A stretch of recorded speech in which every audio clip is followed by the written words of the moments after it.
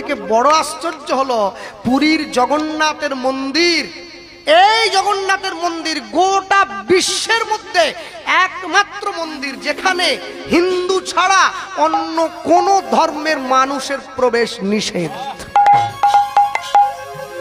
মন্দিরের উপরে একদম বড় বড় করে লেখা আছে শুধুমাত্র হিন্দুদের জন্য, 5টা ভাষায় লেখা আছে।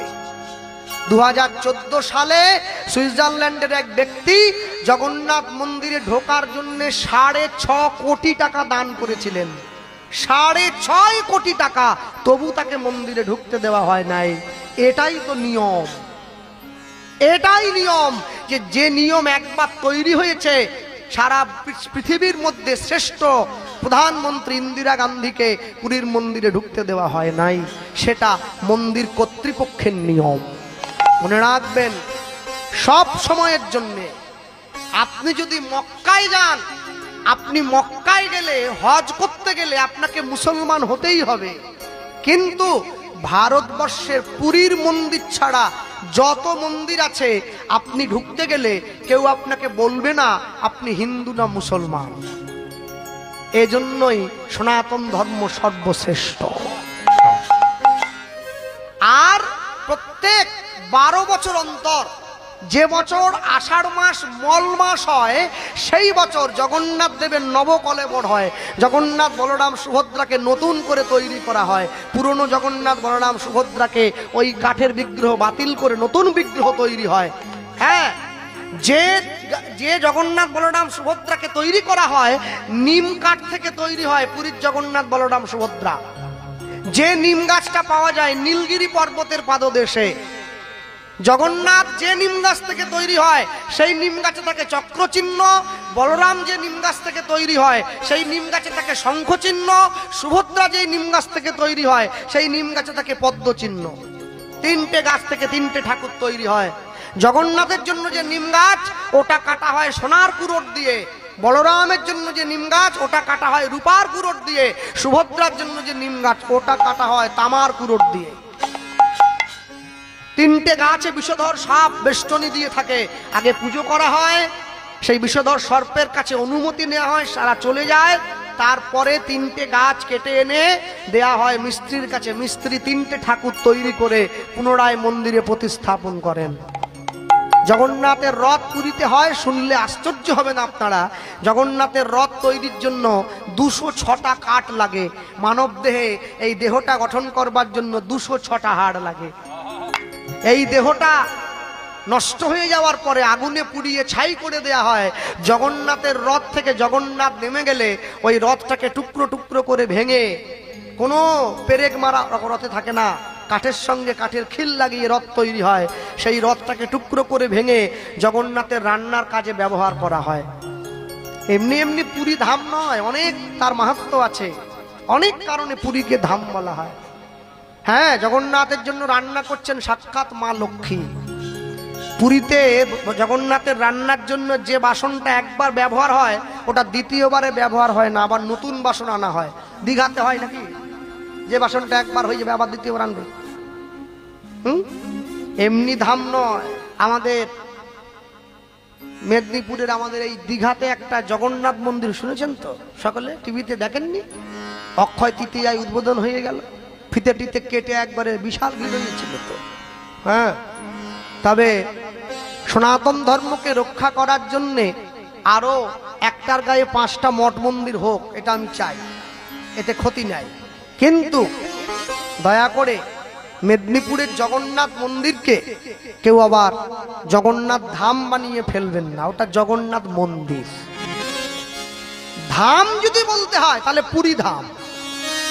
মেদিনীপুর দীঘা জগন্নাথের ধাম নয়। আস্তে আস্তে আস্তে আস্তে। হ্যাঁ, ধাম হচ্ছে 4টে, রামেশ্বরম, দ্বারকা, পুরী, এই 3টে। একটা হচ্ছে বদ্রীনাথ। এই 4 হচ্ছে ধাম, আর কোনো ধাম নয়। হ্যাঁ, এই 4টি হচ্ছে ধাম। এবার আপনারা বলতে পারেন যে বাবা গোপাল কৃষ্ণ, তাহলে মেদিনীপুরেও তো জগন্নাথ আছে, পুরীতেও তো জগন্নাথ আছে, তাহলে পুরীর জগন্নাথের মন্দিরটা ধাম হয়ে গেল, আর মেদিনীপুরে সরকার যে এত কোটি টাকা খরচা করে রাজস্থান থেকে বেলে পাথর নিয়ে এসে মন্দির তৈরি করলো, তাহলে সেই মন্দিরটা কেন ধাম হলো না? আশ্চর্য কি বলুন তো?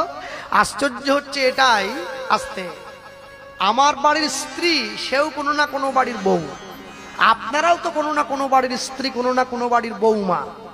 ভারতবর্ষের বিজ্ঞান বিভাগে যারা বিজ্ঞানী হয়েছে যে সমস্ত মেয়েরা, তারাও তো কোনো না কোনো বাড়ির বউমা। তা তারা আর আমার বাড়ির বউ কি এক হয়ে গেল?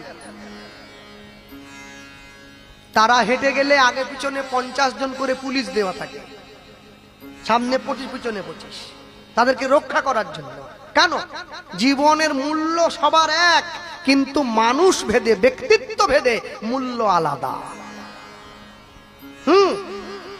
সব সময়ের জন্য মনে রাখবেন, যে জগন্নাথকে আপনারা পুরীতে দেখছেন, সেই জগন্নাথ সাক্ষাৎ ভগবান শ্রীকৃষ্ণ। সাক্ষাৎ দাপর লীলায় ভগবান যখন বৃন্দাবন ছেড়ে দিয়ে দ্বারকায় চলে গিয়েছেন রাজা হয়ে, জগন্নাথ বেশে তখন ভগবান ছিলেন না, কৃষ্ণ বেশে ছিলেন। কৃষ্ণ বলরাম দুই ভাই, আর সুভদ্রা হচ্ছে ভগিনী। সুভদ্রাকে দরজার বাইরে গোবিন্দ সব সময়, গোবিন্দের ঘরের সামনের ঘরটাই সুভদ্রার ঘর। তৎকালীন সময়ে নিয়ম ছিল, ভগিনী যদি যৌবনা উপযুক্ত হতো, ভগ্নির অনুমতি ছাড়া সবাই চট করে মামার ঘরে ঢুকে যেতে পারত না।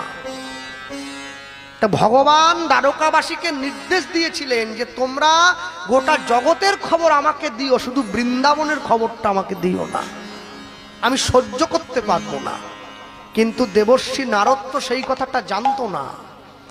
দেবর্ষি নারদ গিয়ে আস্তে আস্তে করে কৃষ্ণের ঘরণী রুক্মিণী আর সত্যভামাকে গোবিন্দের বিহনে, গোবিন্দকে ছাড়া বৃন্দাবনবাসীর কি অবস্থা, এই কথাটা শুধু মুখে অনুভব করছে। আর এই মুখে বলছে, এটা শুনেই ভগবান চিৎকার করে উঠেছে রাধা বলে। আর চিৎকার করে ওঠা মাত্র ভগবানের চোখগুলো বড় বড় হয়ে গিয়েছে, হাত পাগুলো পেটের মধ্যে ঢুকে যাচ্ছে। ভগবান ওই বিভৎস রূপ ধারণ করেছে। সেই ভগবানকে দেখে, নিজের ছোট ভাইকে দেখে বলরামের ওই দশা প্রাপ্ত হলো। আর দুই বড় ভাইকে দেখে সুভদ্রারও সেই দশা। তারাই তো তিনজন, জগন্নাথ, বলরাম, সুভদ্রা। হ্যাঁ, স্নান যাত্রা হবে জগন্নাথের কদিন পর পুরীতে। স্নান যাত্রাতে প্রতি বছর জগন্নাথ, বলরাম, সুভদ্রাকে 108 কলসি জল দিয়ে স্নান করানো হয়। ভাবতে পারছেন? এই নিয়ম কিন্তু আমরা দীঘায় পালন করতে পারবো না, এটা পুরীতে সম্ভব। 108 কলসি জল, 108 কলসি জল দিয়ে স্নান করাবার পরে জগন্নাথ দেবের জ্বর এসে যায়। জগন্নাথ দেবের তো জ্বর আসে না, জগন্নাথ দেব যে আসনে বসে আছে, ওই আসনের নিচে 1 লক্ষ শালগ্রাম শিলা আছে। যাদের প্রাণ আছে তাদের জ্বর এসে যায়। সেই জগন্নাথকে 15 দিনের জন্য নিভৃতবাসে পাঠিয়ে দেওয়া হয়। করোনার সময় মানুষ যেরকম ছিল, যাকে আমরা বলতাম কোয়ারেন্টাইন সিস্টেম, একা একা রাখা হতো, রোগটা ছড়িয়ে না পড়ে। জগন্নাথ দেবকে আলাদা করে রাখা দেওয়া হয়, আর ওইটাকে উড়িষ্যার ভাষায় বলা হয় অনাসর। 15 দিন পরে জগন্নাথ দেব এইবার রথের জন্য প্রস্তুত হন। ভক্তমণ্ডলী, ভক্তিমতী মাতৃবর্গ, চলো আমরা বলতে গিয়ে বলি, অনেক কথা বলার আছে। হ্যাঁ, যারা ধৈর্য ধরে বসেছেন আস্বাদন করবেন। বাবু আমাকে অনেক কষ্ট করে এনেছেন। আমি বলতে গিয়ে একটা কথাই আপনাদের বলবো। প্রেমানন্দের বাড়ি ছিল কাশীধামের মেধাক গ্রামে। প্রেমানন্দের বাবার নাম ছিল হরিদাস, মায়ের নাম ছিল সুদেবী। প্রেমানন্দের বাবা এই হরিদাস, তিনি একজন পণ্ডিত ছিলেন, পাণ্ডিত্য দান করে বেড়াতেন পৃথিবীতে। আসতে এমন একটা জিনিসের নাম বলুন তো, যেটা লোককে দান করলে কোনোদিন কমে না? কে বলতে পারবে? আচ্ছা, কে? টাকা দান করলে কমে যাবে, সোনা দান করলে কমে যাবে, ঘর দিয়ে দিলে কমে যাবে, চাল দিয়ে দিলে কমে যাবে। এমন একটা জিনিস যেটা দিলে কোনোদিন কমবে না, কি জানেন? জ্ঞান। এ দান কেহ নাহি নিবে কেড়ে, যত করিবে দান ততই যাবে বেড়ে। বিদ্যা কোনোদিন কমে যায় না, বিদ্যা বেড়ে যায়। হ্যাঁ,